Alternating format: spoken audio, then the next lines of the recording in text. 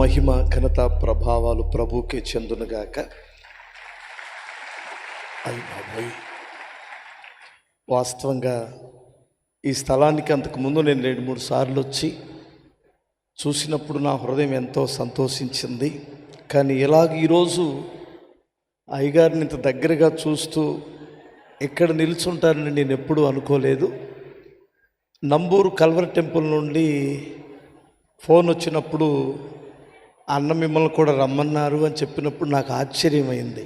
నేను ఎలా తెలుసండి అన్నకి అని అడిగితే, ఏదో మీ పాట విన్నారంట, ఆయన పిలిచారు, తప్పనిసరిగా రండి అని చెప్పినప్పుడు నేను రావడానికి సిద్ధపడి వచ్చానండి. వాస్తవంగా ఎంతోమంది దైవజనులు ఇప్పుడు చాలా విషయాలు చెప్పారు. అన్న గురించి నాకు వ్యక్తిగతంగా ఏమీ తెలియదు, కానీ ఒకటి మాత్రం ఎరుగుదును. 2005 నుండి నేను అన్న పత్రికలు చదువుతాను నేను. ఎందుకంటే 2005లో గుంట గ్రౌండ్లో ఒక మీటింగ్ పెట్టారు. అప్పుడు చాలా తక్కువ మంది వచ్చారు గుంటూరులో, నేను చూశాను. ఆ తర్వాత ఒక ప్రభంజనం, నేను ఆశ్చర్యపోయాను. ఏంటంటే అప్పుడు అసలు జనమే లేరు, ఇప్పుడు ఎలా వచ్చి ఉండొచ్చు. నేనంటాను, ఈ 20 సంవత్సరాలు దేవుని హస్తం తోడునడం ఒకటైతే, బైబిల్లో ఒక మాట ఉంది, ఒక జనమును కనుటకు ఒకనాటి ప్రయాస ప్రసవేదన సరిపోతుందా అని. దయచేసి గమనించాలి, ఇంత 4 లక్షల మందిని ప్రభు దగ్గరికి నడిపించడానికి ఎంత కన్నీరు, ఎన్ని నిందలు, ఎన్ని అవమానాలు, ఎంత నిరుత్సాహం, ఎన్ని కష్టాలు, ఎన్నిసార్లు సేవలో నుంచి పారిపోవాలి అనిపించిన సందర్భాలు ఉన్నాయో నేను ఊహిస్తాను ఖచ్చితంగా. ఎందుకంటే దైవజనులు తల్లిదండ్రులు సేవకులు కాదని నేను విన్నాను. నేను కూడా ఒక రోడ్డు మీద టెంట్ వేసుకొని పెట్టుకున్నాను. మా నాన్న పాస్టర్ కాదు, నేను ఒక అన్ని జనుల్లో నుంచి వచ్చినటువంటి వాడిని. అలాంటి ఒక వ్యక్తి సేవ ప్రారంభించినప్పుడు సాతానుడు ఎన్ని రకాలుగా దాడి చేస్తాడో నాకు కూడా కాస్త కూస్తో తెలుసు. ఇన్ని దాడుల మధ్యలో ఇంత గొప్ప సేవ జరిగించడానికి వారు పడిన ప్రయాసను బట్టి ఇలాంటి ఒక గొప్ప దైవజనుడు ఈ ప్రపంచానికి ఆశీర్వాదం. దేవుడు నిండు వృద్ధాప్యం వరకు మిమ్మల్ని బలమైన సాధనంగా వాడుకోనుగాక. మరి ముఖ్యంగా ఈ కల్వరి టెంపుల్ సైన్యం ఉంది చూడండి, 6 పని రాక్షసులని నేను విన్నాను. ఎందుకంటే వాళ్ళకి నిండు వందనాలండి. అన్న కాస్తంత రిలాక్స్ అవ్వడానికి, నెమ్మది కలిగి ఉండడానికి ఆయన హస్తాలు మీరు బలపరచండి. దేవుడు మిమ్మల్ని దీవించునుగాక. ఇక నేను ఎక్కువ మాట్లాడకూడదు, ఒక్క పల్లవి చరణం పాడతాను, లాస్ట్ చరణం. ఎడబాయని నీ కృప నన్ను విడువదు ఎన్నటికీ, యేసయ్యా నీ ప్రేమానురాగం నన్ను కాయును అనుక్షణం.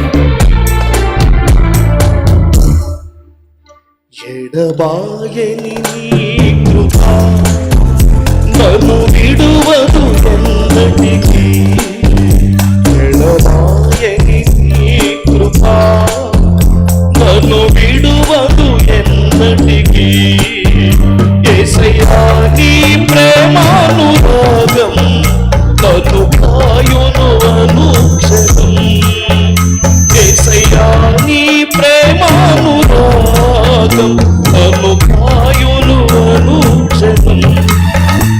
ఎడబాయని నీ కృప నన్ను విడువదు ఎన్నటికీ.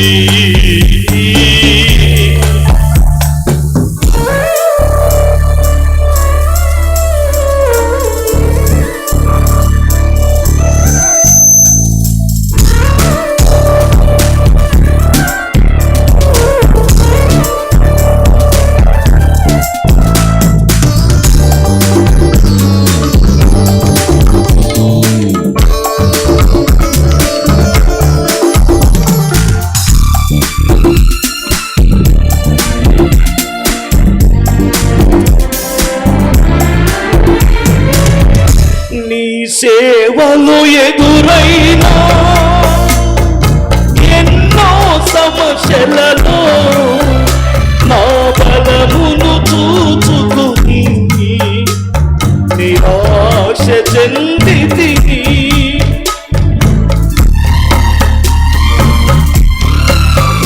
నీ సేవలు ఎదురైనా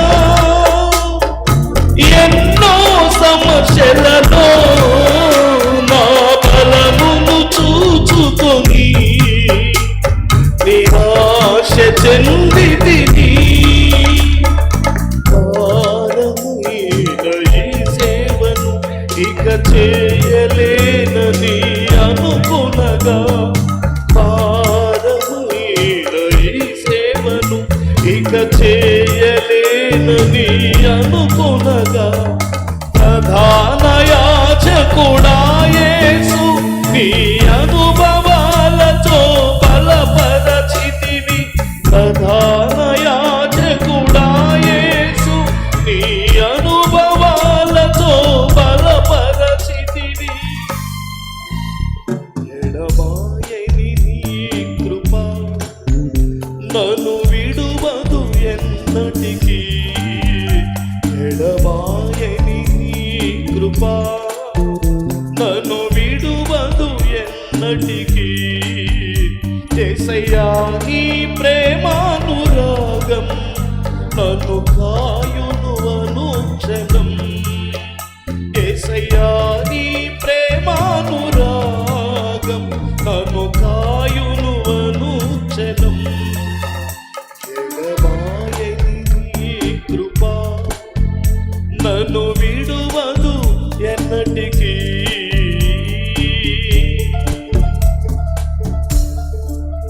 ఈ సమయం ఇచ్చిన దైవజనులకు నా నిండు కృతజ్ఞతలండి.